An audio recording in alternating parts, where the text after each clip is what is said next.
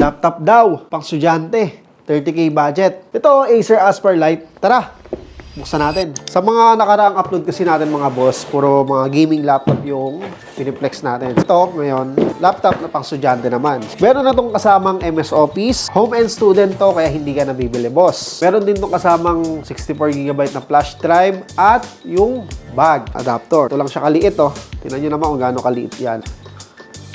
Ooh!